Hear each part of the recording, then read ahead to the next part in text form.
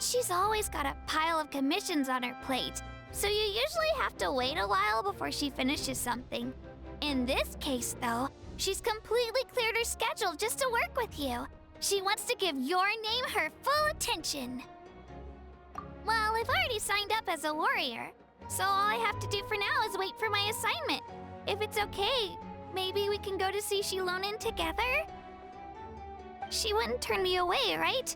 I mean, I hope she wouldn't. Hey, have some confidence in yourself, Kachina. After all, you're already a victor of the Night Warden Wars.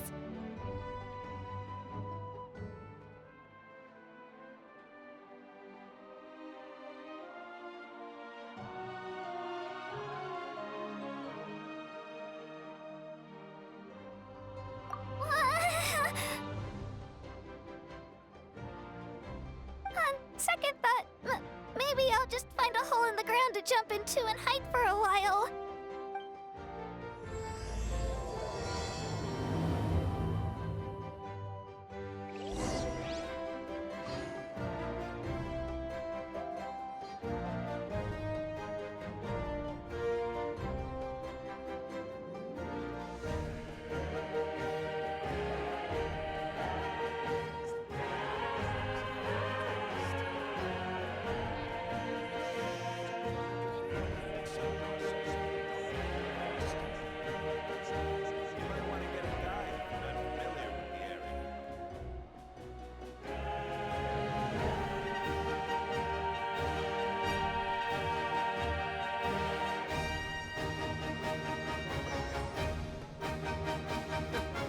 Is the ability to not get lost some sort of talent? I'm heading east. Interfere with the mixing process if you don't keep your voice. You might want to get a guide if you're not familiar with the area.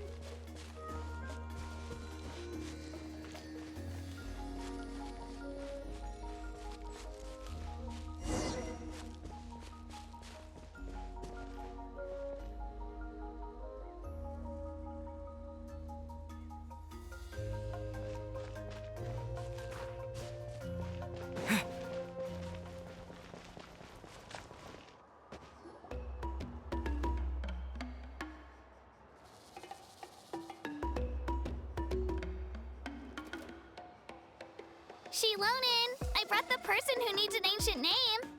He's super amazing, and I've already learned tons of stuff from him. I can vouch that he's really worthy of a hero's name. Ah, yes, so I've heard. So young, and yet you've already got quite the reputation. Wait, are you Outlanders? Yep, we're travelers who just arrived in Natland not too long ago. No, I mean, I was aware that you're travelers. It's just no one told me that you're Outlanders. Huh? You're saying the Pyro Archon didn't tell you? No, the only thing she said is that a new hero had pledged himself to the plan. But we'd need to forge an ancient name to ensure he'd be able to return safe and sound. And she did mention that it would be quite difficult to forge an ancient name for them, but At the time, I thought she was just commenting on my skills. But I seem to understand where the true difficulty lies now. Are you upset? Oh, I wouldn't go that far. I'm used to it, really. I just need a moment to process things. The Pyro Archon's requests are always difficult to fulfill, and we used to argue a lot.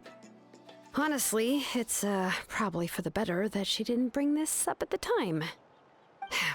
Anyway, I can't argue with her if she isn't here, and it'd be pointless to take my anger out on someone else. But, just because I understand her rationale doesn't make me any less upset. After all, she must have known that forging an ancient name for an Outlander is an impossible task. It's impossible? As you probably know, an ancient name is a symbol of a hero's spirit and glory, which grows even richer and heavier as generations of successors inherit it. We forge ancient names by engraving the heroic deeds of an individual who will become the first hero of that particular name.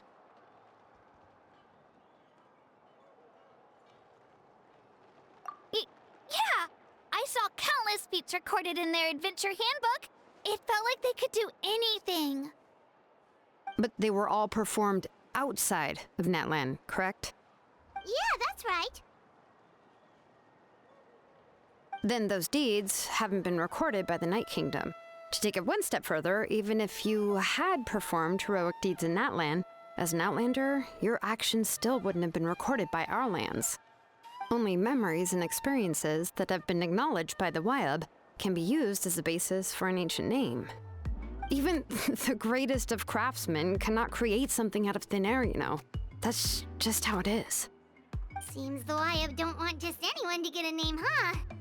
Mawika, of all people, should know better than anyone, yet she's still entrusted the task of forging the ancient name to me. Oh, Paimon gets it. Nobody's happy being asked to do the impossible. Why do I feel like this has happened before? I think last time, Shilonen just ended up running dozens of laps around the hills nearby. Ugh, don't remind me. Let's just focus on how we can pull this off. How to achieve the impossible. You mean you're already willing to accept the task? Well, what else can I do? What's happened is already done, and it's not like I can outright defy the order of my Archon. If she gave me this order, then she believes the ancient name is an indispensable part of her plan, and that I'll be able to find a way to make it happen. In other words, the order is an affirmation of my abilities. Oh, not only has she accepted the task, but now she's looking for silver linings?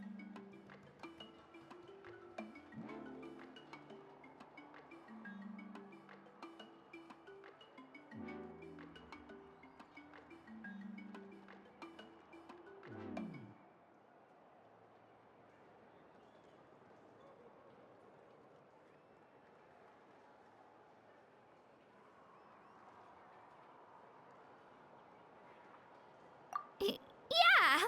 Let's see if we can find some special way to pull this off. If we really can't make it work, I'm sure we can still go back and talk to the Pyro Archon, right? The key is getting the Wyab to somehow acknowledge the traveler's existence and record his heroic deeds. We heard the voice of a Wyab when we were in the Night Kingdom before. We even had a whole conversation with her. If we can talk to her again, maybe we can figure something out together. Well, every tribe has their own Wyab. How do we know if the one you met is indeed the best one for us to talk to? Plus, considering the unprecedented nature of this situation, I have a feeling that the acknowledgement of one Wyab alone would probably not be enough.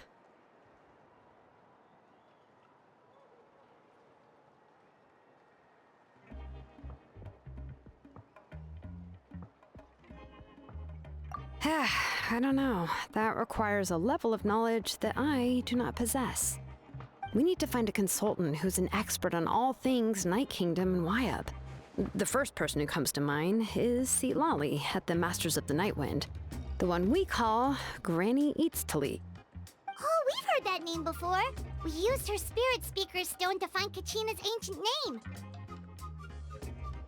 A person who can make something like that must be pretty impressive. I'm unsure she'd be able to help. Still, she's older now and quite eccentric. It's hard to even book a meeting with her, given that she's constantly holed up in her room and doesn't like to be disturbed. I've heard that to get her help, you have to be extremely patient with her and know how to keep her spirit up. I hate to break it to you, but... Huh. Why is that? I mean, didn't she already help you before? And you even managed to save Kachina. Well, yeah, at the cost of her spirit speaker stone being split into two. Huh? Great going, Moeka. We're already off to a rocky start here. In that case, I guess your only option is to try to emphasize that this is an important order from the Pyro Archon. Hopefully, Seat Lolly would still want to show respect to the Archon. I'll also write you a letter on your behalf. If you can find someone to deliver it and mention some good things about you, then that should help too. Oh, let's ask Kanich to deliver the letter. He understands the whole situation and is already a familiar face to her. Paimon sure hopes a Hal won't interrupt when he's talking, though. All right, Kanich is a seasoned negotiator. I trust that he'll know the best things to say. Great. Then I'll go contact him right now. Please just give me a moment to write the letter, and we can meet up near the Statue of the Seven later. Sounds good. We'll take a stroll in the meantime.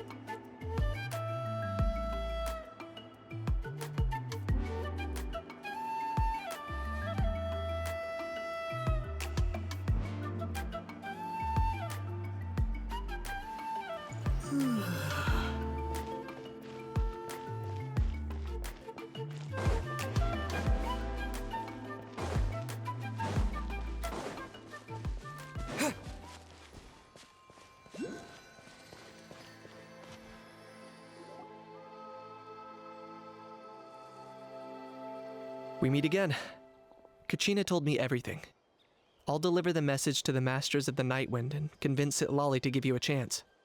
I'll also take this chance to explain what happened to the Spirit Speaker Stone and offer her an apology in person. I'm sorry to put this on you, Kanich. It's just that you're probably the only person who knows how to deal with her. It's alright. We're all working for the sake of the Pyro Archon's plan, after all. Everyone here understands how dire the situation has become. Oh, wait, so Kachina and the Traveler also know about the plan? Mm-hmm. Because we all saw a hero of the past rematerialize right before our eyes. And then Mualani said that a ton of knowledge and memory suddenly flooded her brain. The Pyro Archon explained everything when we came back from the Night Kingdom, including the reason behind the appearance of the hero, as well as the current state of the Night Kingdom. Right. She mentioned there are 6 heroes and that Shilonen is one of 4 that have already been acknowledged. Oh, well, then I suppose there's no need to keep any secrets between us. Having companions walk by your side is perhaps the best solace when facing such a bleak reality. I have another piece of intel to share. We've pretty much identified the person who rescued the captain in the Stadium of the Sacred Flame. His name is Auroron, and he also hails from the Masters of the Nightwind. However, he spent most of his life living out in the wilderness by himself, away from the rest of the tribe. That's why his disappearance went unnoticed. By the time Sitlali finally realized that he was gone, no one had heard from him for quite a while. Lolly knows him too? That's right. Auroron was an orphan raised by the chief of the Masters of the Nightwind and many other kind-hearted people in his tribe. Still, he's had something of an odd reputation his whole life. Odd, huh? Given how the Masters of the Nightwind love to babble about dreams and revelations, they're already a pretty strange bunch to most. I've never met Auroron, but if they consider him the odd one, he's got to be pretty far out there. That's right. So in that sense, Auroron and Sitlali actually have quite a bit in common, which is why they get along pretty well. Huh. Makes sense. But Paimon wonders how Lolly could be the first one to notice Auroron's disappearance if she spends the whole day in her room. As of now, we still haven't been able to confirm whether Auroron joined the Fatui voluntarily, or if he was coerced. Sitlali is probably eager to prove that Auroron hasn't betrayed his people. I plan to use this as leverage when I go to talk with her. Huh, so if I'm following, you mean we'll help her investigate Auroron and the captain's whereabouts? Yes. If you're all on board with the idea, then it becomes a mutually beneficial collaboration, rather than just a one-sided request. Even though I don't think Sitlali is the kind of person to turn down an order from the Pyro Archon, working together with us will help her focus and not get distracted by the whole Auroron situation.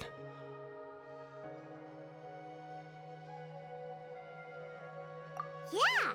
Plus, we kinda owe her one anyway to make up for breaking the Spirit Speaker's down. Ah, this is a pretty well thought out plan, as expected of Molly Poe Kanich. Then, yeah, I'll leave my letter to you. Let's hope Sitlali can meet at the stadium in 2 days. Sure. I'll head out right away.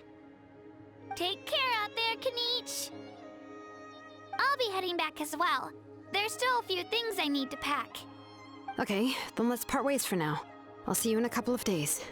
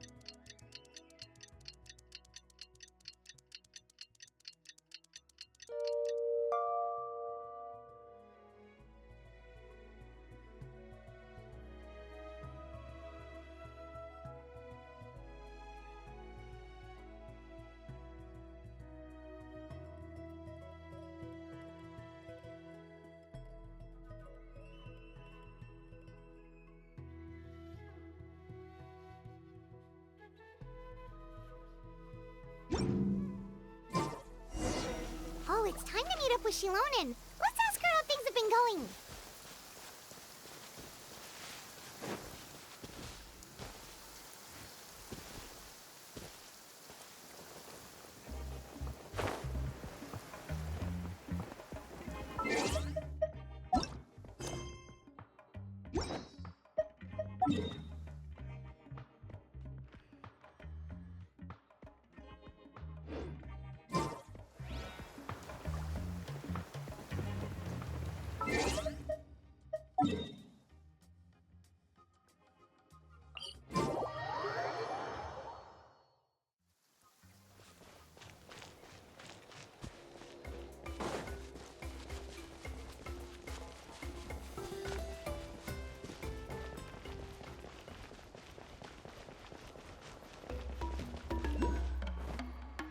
Hey, Shilonen, how's everything going?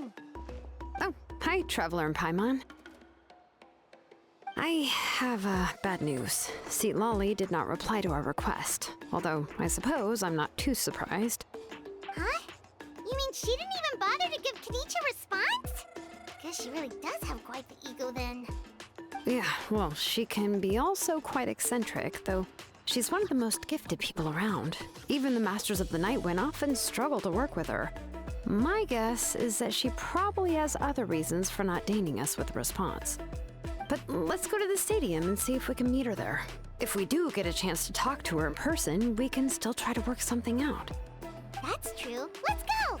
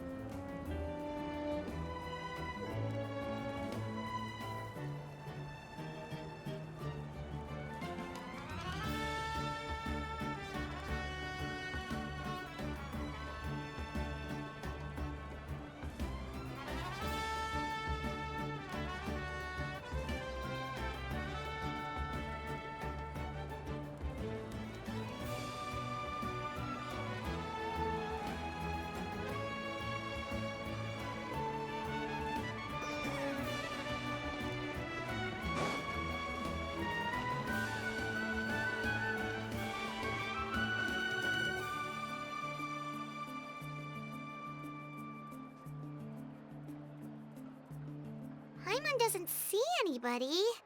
Seems she's just not gonna show up, huh?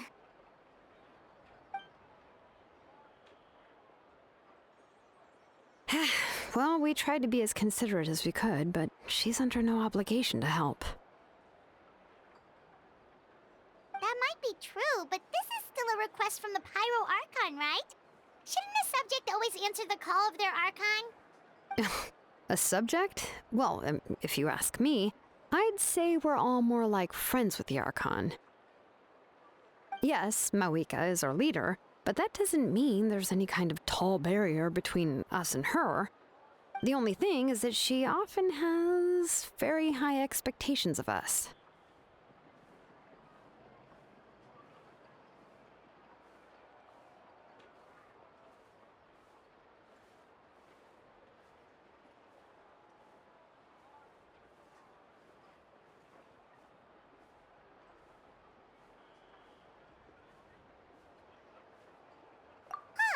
So even though she's super powerful, it sounds like she's actually pretty down to earth and easy to get along with.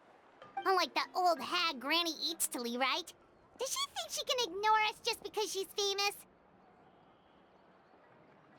You all talk about her like she's some kind of huge deal, but she didn't even bother to reply to our letter! Seriously, if she didn't want to come, she could at least let us know. If that's what aging does to you, Paimon never wants to get old. Oh, really? So, that's how you see me? Huh? Who's there? Who's talking next to Paimon? Oh, don't mind me. I'm just a disgruntled old hag, right?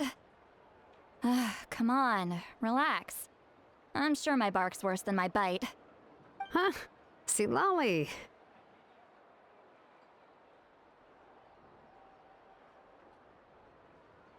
Wait, you're Seat Lolly? You're Granny Eatstily?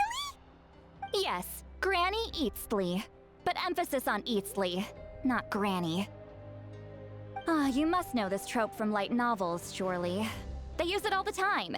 The young man who's actually the oldest person in the room. The girl next door who turns out to be a seasoned veteran. The wise sage who looks like a little kid. Oh, wipe that look off your face! You've seriously never seen an older lady that doesn't look her age? Okay, well, don't go thinking it's a trick either. See? I'm barely wearing any makeup. Did I forget to mention, she's called Granny, but she's actually pretty young.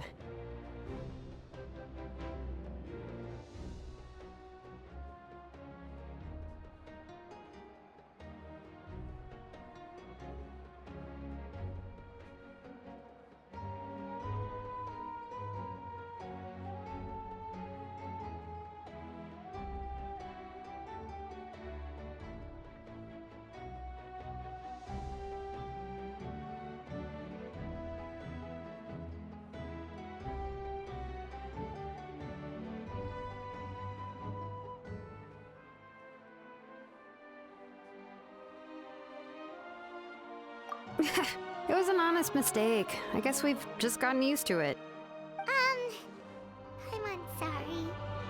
So, how old are you actually? What? How dare you? Don't you know it's rude to ask a lady her age? Paimon really didn't mean to offend you, it's just that your case seems really unique. Oh, Paimon just wanted to apologize, but now she's putting more and more of her foot in her mouth. Really, Paimon just got a little mad since we thought, well, you were gonna leave us out to dry. It was my idea to invite you here, Seat Lolly. So if you're upset, you can just take it out on me. All right. I was only joking. I didn't mean to chastise anyone. There's really no need to take all this so seriously. If anything, I'm gonna feel awkward if we keep this going. I received Kenichi's letter and was planning to attend this meeting. Since I had already decided to come, I figured there was no need to draft a reply that simply said, "Understood." Besides, just showing up is the most important part. No? But, of course, it's also natural for people to get held up by one thing or another as they're trying to leave the house. It certainly was a bit awkward to see that everyone else had arrived before me. At first, I was thinking of quietly sneaking over, but since you were already here waiting for me, I started to think about how I should phrase my apology, only to hear you all talking smack about me. Anyway, that's the whole story. Honestly, it's not like I owed you an explanation anyway.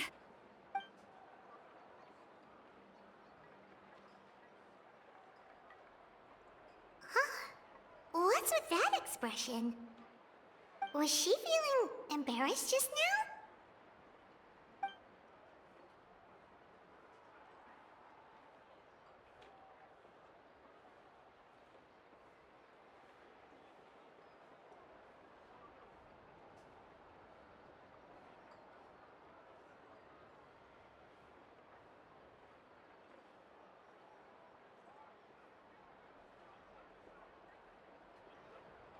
When the Masters of the Night Wind say they struggle dealing with her, I wonder if the feeling is mutual. She seems to be pretty awkward herself. Everything she does and says seems a little forced. Anyway, Shilonen, I heard that you require my help in crafting an ancient name. Correct. The situation isn't like anything we've handled before. Let me explain. I see. So Mawika has asked you to forge an ancient name for an Outlander. Well, that would be a first. And you've also heard all about Auroron. I must say, he's always been a good kid. I can't see him joining the Fatui of his own volition. He must have been coerced somehow.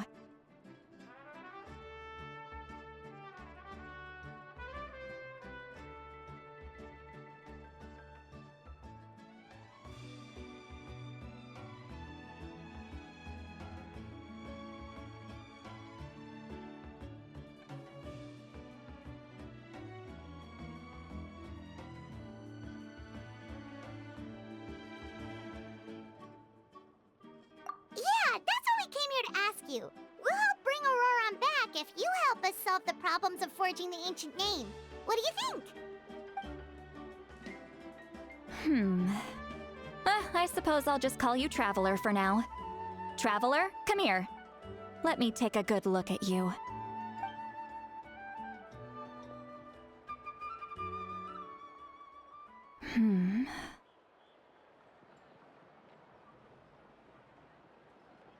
Wealth leads to unending conflicts between people. Yet you alone transcend the value of gold. Baleful thunder and wrathful waves bring terror to mortal hearts.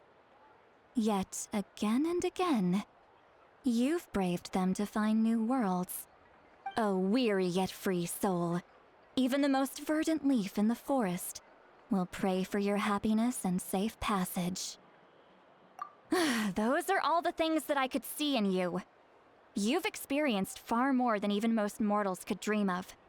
You possess the heart of a sincere hero, along with the conviction to lift a torch above your head and walk headlong into the night. Huh?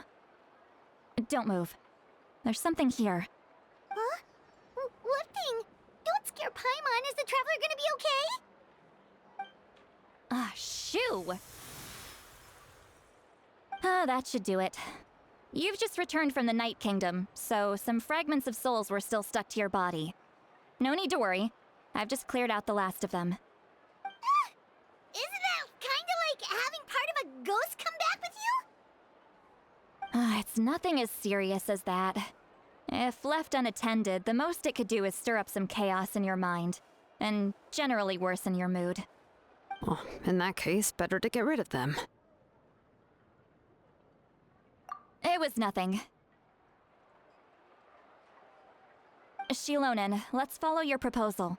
Once you've brought Auroron back, I'll take you to see the Lord of the Night. The Lord of the Night? But don't we need to talk to the Wyab of the tribes? Something this important is beyond their jurisdiction. Only the Lord of the Night can decide whether we can grant an ancient name to one who does not hail from our lands. The Lord of the Night is an ancient entity that rules over the entire Night Kingdom, constantly borrowing the power of the sacred flame to combat corrosion from the abyss. Oh, so you're basically saying it's even more powerful than the Wyab of the tribes. Well, that sort of makes sense, being the lord of the entire Night Kingdom and all. Not exactly. It's not so much that one's more powerful than the other. But never mind. That's not important. It would take too much time to explain. Just listen carefully to what I'm about to tell you. The Lord of the Night is currently in a deep slumber, and we can only communicate with its consciousness while in a trance. In other words, in a dream. But I will need to prepare a few more things if we are to hold a ceremony to achieve the state of the trance. I'll make a list. Can any of you get everything for me? I can go. It'll probably be a long list, so better leave it to someone who knows all the local vendors. Sounds good. Then we'll go with St. Lolly to track down Auroron. Phew, the Fatui are nothing to scoff at, so please, be careful during your investigation. If you need any help, just come find me. Yep, we'll be sure to play it safe.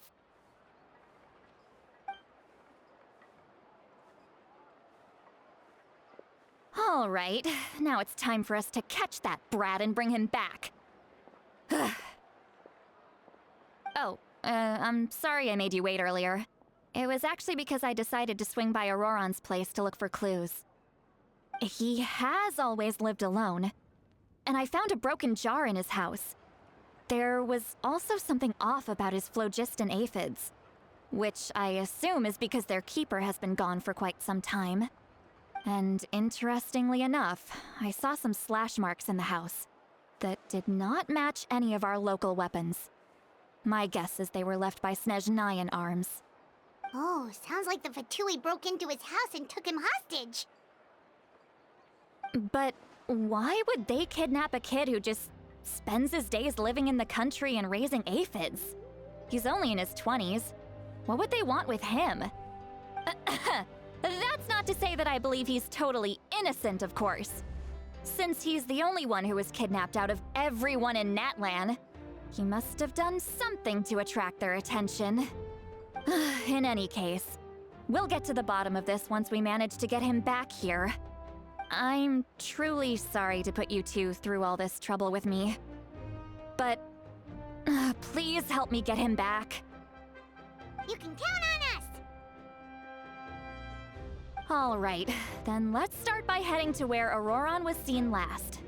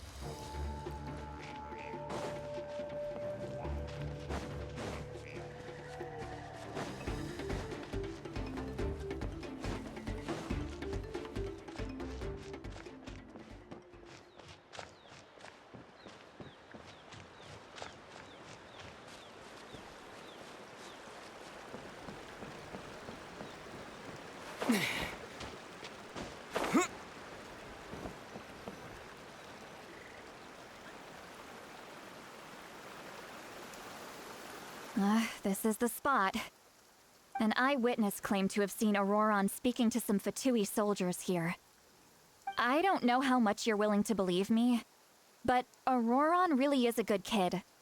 I see no reason why he'd suddenly get involved with the Fatui. I'm convinced that what the witnesses saw was actually the Fatui coercing him, or perhaps trying to extract information. However, I doubt anyone would believe me, given there are no signs of a fight. Didn't Kanich say that she's a big name in Natlan? Feels kinda weird to see her so frustrated and helpless like this.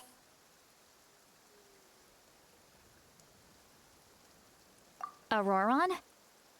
Well, he was left at the side of the road as an infant, and the people of the tribe took him in.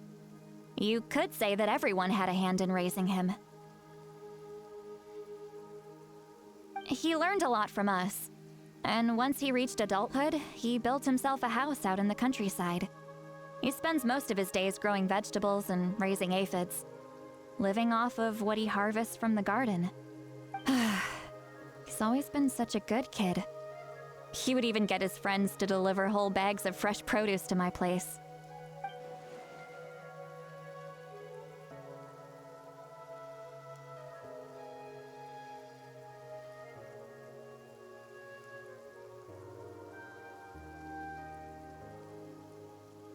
Oh well, let's keep looking.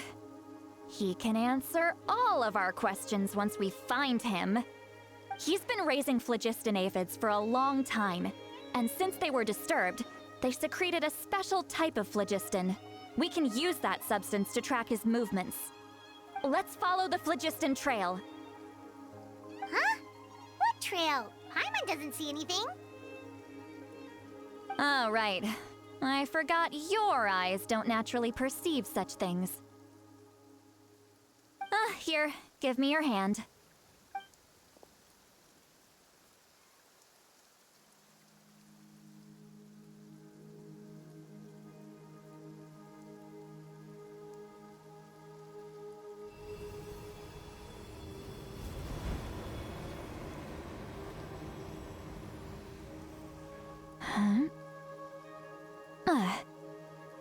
How about now?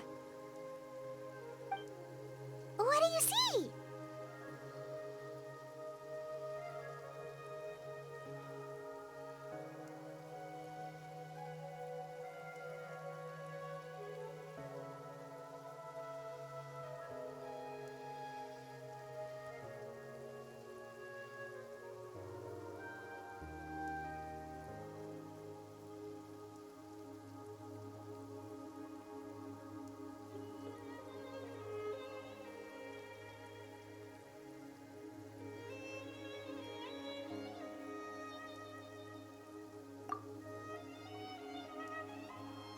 Whoa, Paimon can see it now too!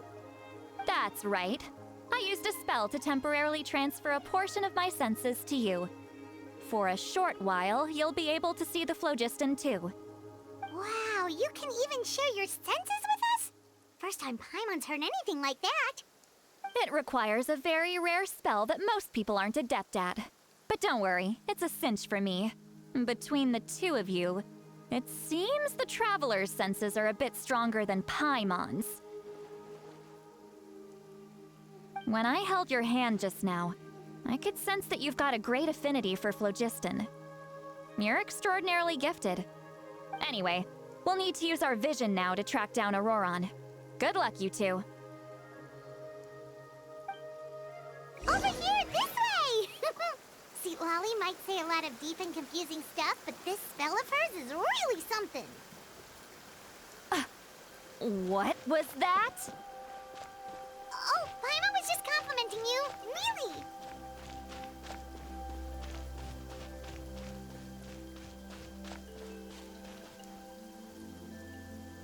What does she mean by deep and confusing? As far as elderly shamans go, I'd say that I'm already pretty easy to talk to. Is there any other old hag who's as fluent in the language of the youth as me? But is my way of speaking still not trendy enough? I've already tried my best to match their speech patterns. But given the looks on their faces just now, or perhaps I'm still not fashionable enough? But that can't be, right? Ugh. Don't tell me they're still getting the impression that I'm super old-fashioned. Huh?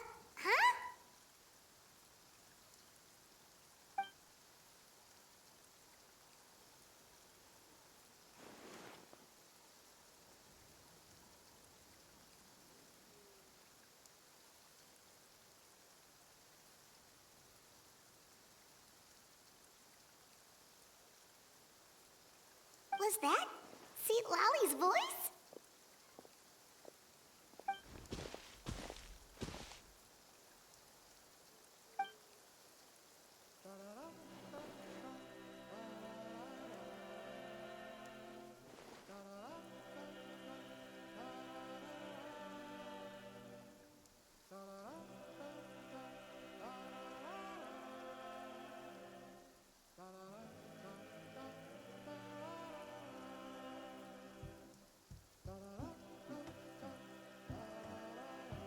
Now that I think about it, it's a good thing I found some helpers this time. Some things are best done with the help of friends.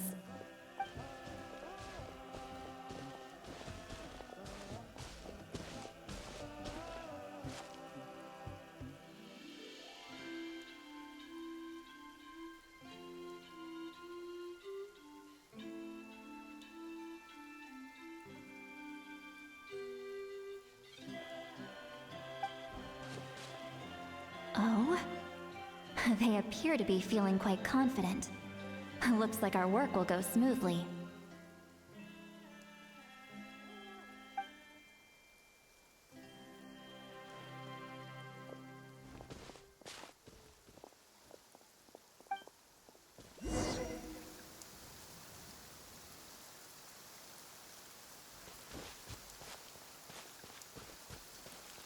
Hey, looks like there's a new camp over there. Yep. Judging by Paimon's experience as a guide, it definitely looks like people set up camp here. Wait. The phlogiston here is a bit odd. Let me see. Paimon sees a small shape here. Could it be some sort of symbol? This is a distress signal for the Masters of the Night Wind. Only someone from our tribe would recognize it. So Auroron was indeed being threatened. We've got to find him, fast. Leaving such a subtle mark implies that he was trying to be discreet. In other words, he was probably under the Fatui's watch. If they notice us, we can just charge in and fight them to the death. But what if my darling grandson is also there? I can't have him caught in the crossfire.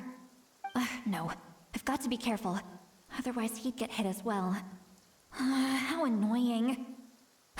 No, I've got to stay calm and keep my composure.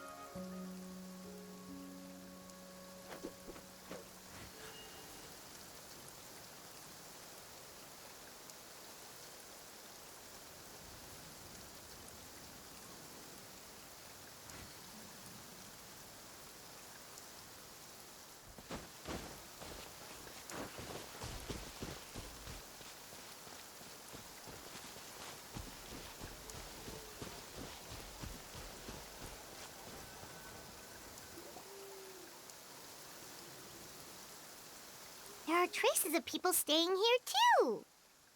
Wait a second. The phlogiston around here is jumbled up. I can also smell a mix of elements in the air. Pyro, electro, and some other elements as well. Kanich told us that you were super amazing. No wonder you can sense so many more things than us.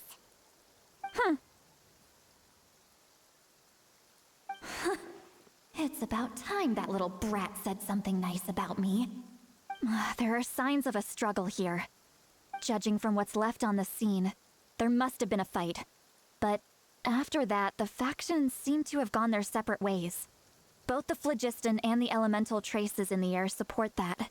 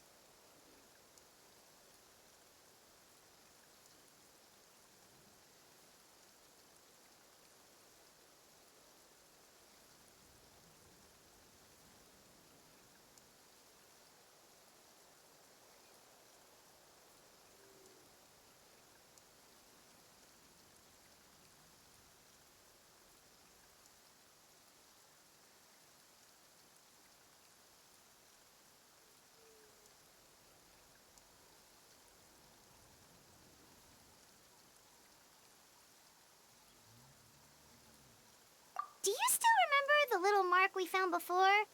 Paimon's thinking, what if Auroron wanted to leave another distress signal, but was caught by the Fatui?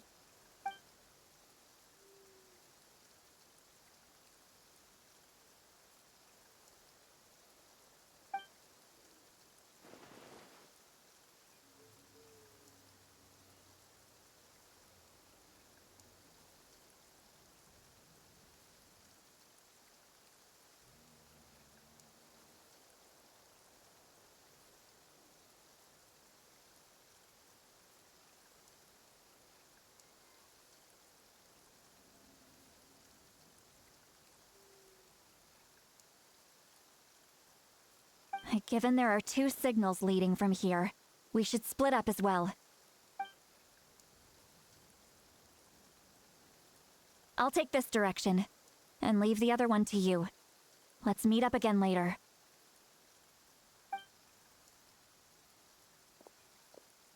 Auroron, what the heck were you doing? It's one thing to trouble me, but now I had to bring other people into this as well. You little brat. And off she goes. Traveler, did you hear all of that as well? Once Seatlolly left, that voice went away as well. Paimon even tried calling her name inside Paimon's head, but there was no response. So you were thinking the same thing. Paimon also thought that if we could hear what she was thinking, then she could probably also hear what we were thinking in our heads.